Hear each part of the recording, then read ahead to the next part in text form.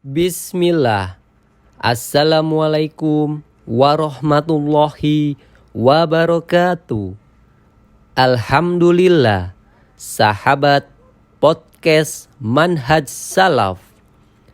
Berikut kajian singkat dari Ustadz Yazid bin Abdul Qadir Jawas.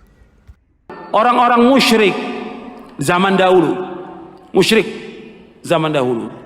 itu mereka di saat sulit mereka itu meminta kepada siapa? Kepada Allah. Di saat senang mereka berbuat syirik.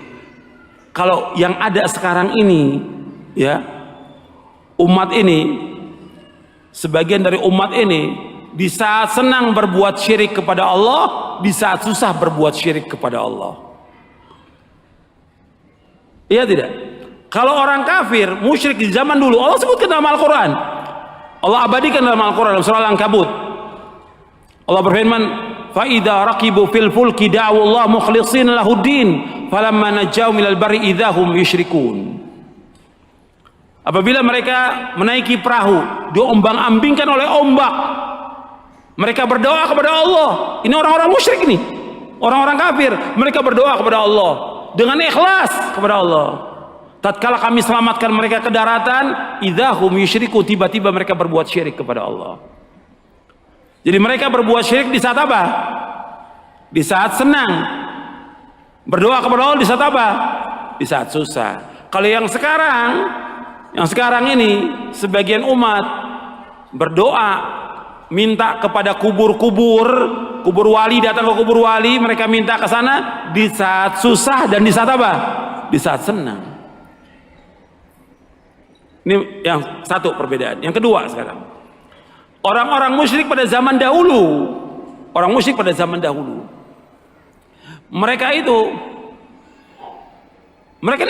musyrik kita bicara musyrik. Mereka mau beribadah kepada selain Allah atau berdoa kepada selain Allah, mereka cari orang yang soleh, seperti Lata, Uzza dan yang lainnya. Itu Lata, dia orang yang baik, yang membuat adonan tepung roti itu untuk siapa? Untuk orang-orang yang menunaikan ibadah haji. Karena orang jahiliyah menunaikan ibadah haji, orang jahiliyah. Meninggal Lata ini, maka diangkatlah dia sebagai Tuhan, disembah, orang soleh. Kalau nggak soleh nggak mau mereka. Tapi kalau sekarang sebagian umat disembah semuanya, syirik, semua syirik ini, ya. Ada yang soleh mereka sembah, ada juga wali setan yang mereka sembah, ada juga orang jahat yang mereka sembah, ada juga kerbau mereka sembah. Kiai Selamet, ada nggak? Ada di Indonesia ini. Mereka datang ke kubur-kubur orang yang nggak, ada yang nggak sholat, dianggap oleh wali oleh mereka nggak sholat, nggak puasa, minum khamr, meninggal orang berbondong-bondong datang. Ada yang perusak agama, kuburan datangin oleh banyak orang. Akal yang mana bisa terima? Ini belum menyalahi syariat. Syirkun akbar, syirik yang paling besar, memalingkan ibadah kepada selain Allah. Allah menyuruh kita beribadah hanya kepada Allah, berdoa hanya kepada Allah, yang mengabulkan semua doa Allah, yang memberikan manfaat kepada manusia semuanya Allah, yang menolak semua bahaya hanya Allah SWT, yang memberikan rezeki kepada kita semuanya Allah. Makanya kita harus ingat, nggak boleh kita berdoa. Allah berfirman di dalam surah Yunus, surah 10, antum catat. Di surah Yunus, surah 10, di ayat 106, Allah berfirman, "Wala tad'u min dunillahi ma la yanfa'uka wa la yadhurruk, fa in fa'alta fa innaka idzam minadh dhalimin." Jangan kamu berdoa, jangan kamu minta kepada selain Allah yang tidak bisa memberikan manfaat kepada kamu dan tidak menolak bahaya dari kamu. Jika engkau lakukan demikian, maka engkau termasuk orang yang zalim, artinya musyrik. Dalam surah Yunus ayat 106. Ini Nabi Muhammad SAW. Allah berfirman kepada Nabi Muhammad SAW, jangan kamu berdoa, jangan meminta, jangan beribadah kepada selain Allah yang nggak bisa memberikan manfaat, nggak bisa menolak bahaya. Kalau kamu lakukan, maka kamu termasuk orang yang berbuat syirik. Karena nggak ada yang bisa memberikan manfaat. Hatta Nabi Muhammad sallallahu alaihi wa ala alihi wasallam, beliau nggak bisa memberikan manfaat, nggak bisa juga menolak bahaya. Yang memberikan manfaatnya Allah, menolak bahayanya Allah Taala. Nabi nggak bisa memberikan hidayah. Nabi menyampaikan hidayah kepada manusia, tapi orang itu dapat hidayah atau dia? Allah yang memberikan hidayah. Nabi nggak bisa memberikan manfaat hidayah kepada siapa? Kepada pamannya. Siapa pamannya? Abu Talib,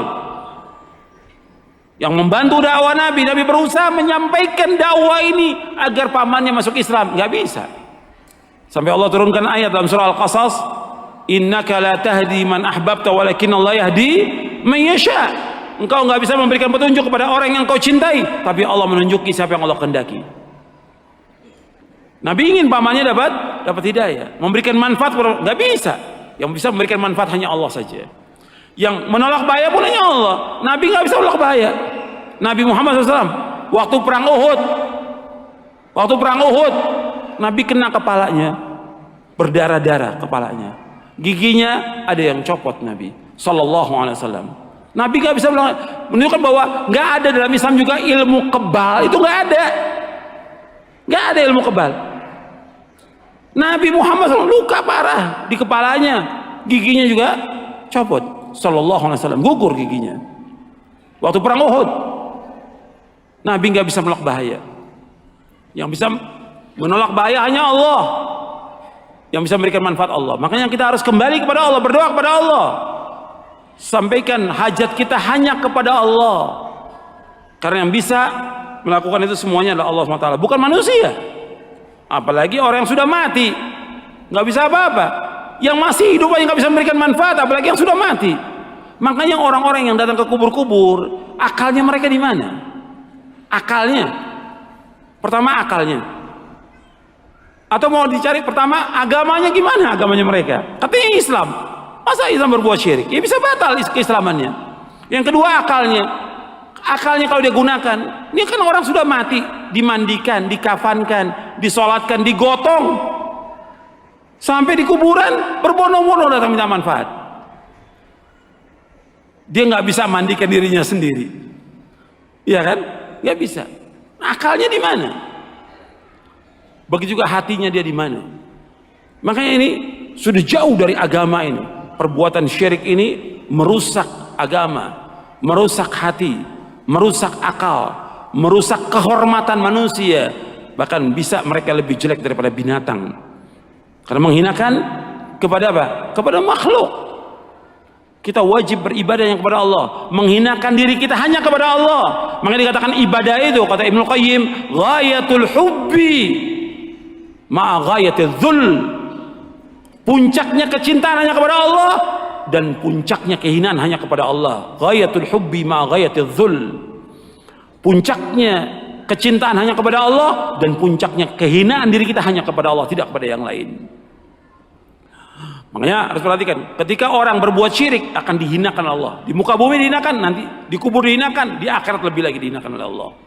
Karena Allah tidak akan redho selama-lamanya kalau Allah disekutukan dengan makhluknya.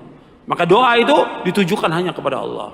Kalau sebutkan ud'uni astajib lakum, berdoalah kepada aku langsung, aku akan kabulkan doa kalian. Yuk sahabat, bantu sebarkan dakwah salaf. Semoga dakwah ini bisa terus berkembang.